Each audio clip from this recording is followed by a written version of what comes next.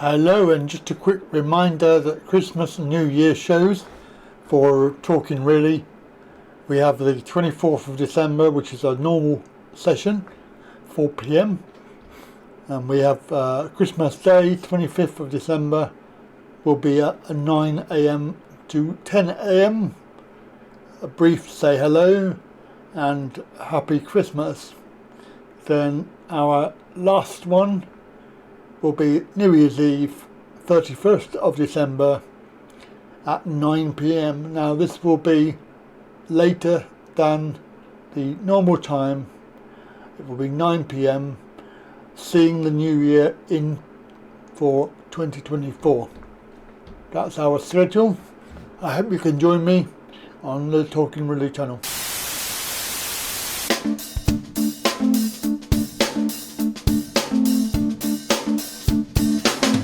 The latest story is the DWP are in a state of crisis. Labour are calling for an urgent probe into a DWP dossier, and we have looked at right now. It's in Disability News Service. Labour has called for an urgent government investigation into a devastating dossier of evidence that suggests the Department for Work and Pensions, DWP, is in a state of crisis and faces a near collapse of its benefits system. Evidence submitted to the department by the Public and Commercial Services Union, PCS, last week warned that benefit claimants in vulnerable situations were falling through the gaps in the system, and accused DWP of deliberate neglect. The union's dossier detailed multiple concerns about universal credit, UC, with one manager describing staff facing completely overwhelming workloads.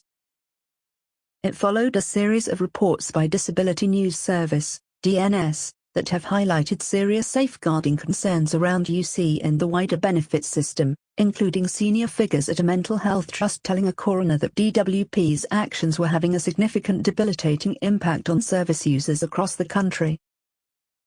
DNS has also reported how whistleblowers at a job centre have warned of serious safeguarding concerns, and massively overworked DWP work coaches, with many driven to mental health breakdowns.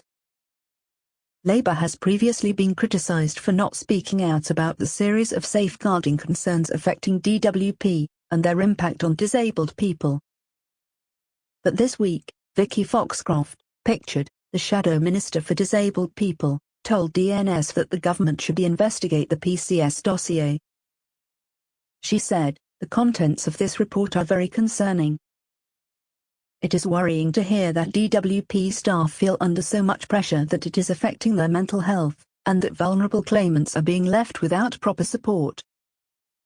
It is further concerning to read reports that staff are being put under pressure to sanction claimants when we were told this practice had ended. The government must urgently investigate." She said a Labour government would deliver much-needed fundamental reform to universal credit to make it work for everyone who relies on it. DNS has also passed the latest evidence to Sir Stephen Timms, chair of the Commons Work and Pensions Committee, which is carrying out an inquiry into how DWP safeguards vulnerable benefit claimants. He said, "The latest claims from the PCS union, and details that have emerged from a recent inquest, add to existing concerns about whether DWP is doing enough to protect the well-being of the people who it is there to support. As part of our safeguarding inquiry, the committee will in the new year be raising with ministers concerns about DWP's responsibilities, and how it learns lessons from past failures, ahead of making recommendations to the government on how vulnerable people can be protected better in the future." His committee yesterday, Wednesday, heard evidence from Daphne Hall, Vice Chair of the National Association of Welfare Rights Advisors and an editor with RightsNet, which provides social welfare law advice and information. She told MPs that the dossier handed to DWP last week by PCS contained quite horrific evidence from work coaches who were under such enormous pressure that they do not have the time they need with claimants. She said that the tailored approach to dealing with claimants, which is stressed in the government's back-to-work reforms, doesn't exist. She said, "They haven't got time to tailor. They can't cope. Their workload is too high. They are all stretched to unbelievable levels. If the staff welfare isn't looked at, they're not in a position to look after the claimants to support them." John McDonnell, Labour's Shadow Chancellor under Jeremy Corbyn and a long-standing supporter of the disabled people's anti-cuts movement, told DNS, evidence is mounting of the collapse of the DWP, the harm its policies are causing, and especially its failure to protect the most vulnerable. People's lives are being put at serious risk. We need an immediate intervention to end this brutal regime.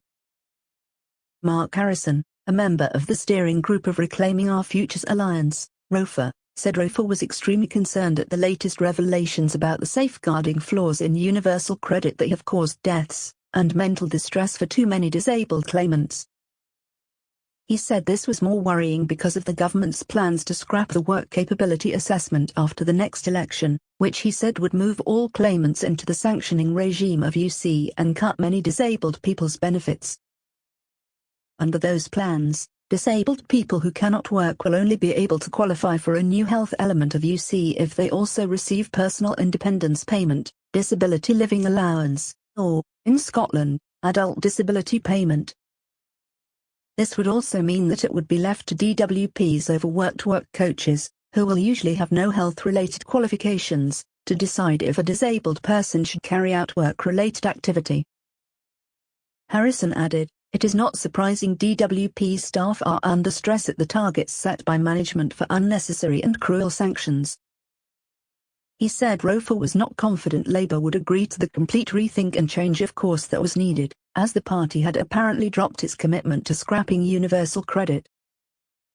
He said, "When will they commit to reversing the changes to welfare benefits that have targeted disabled people as though we are the enemy within and the cause of the economic crisis?" This toxic rhetoric is to be challenged by progressive politicians and allies.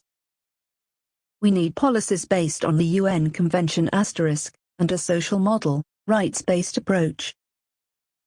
DWP said last week, in response to the PCS dossier, that it was committed to supporting the well-being of our staff, and provide access to a comprehensive range of assistance for their physical and mental health. We have recruitment plans in place to maintain key services, providing excellent opportunities for existing staff and new recruits who are playing a vital role in our next-generation welfare reforms to help thousands back into jobs, grow the economy and drive down inflation. Meanwhile, reports today suggest the government has scrapped the post of Minister for Disabled People, a week after Tom Purseglove moved to an immigration ministerial post at the Home Office.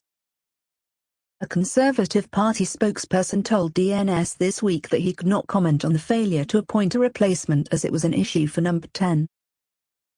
A Number 10 spokesperson refused to say if there would be any more ministerial appointments to DWP and that discussion of ministerial portfolios was a matter for DWP.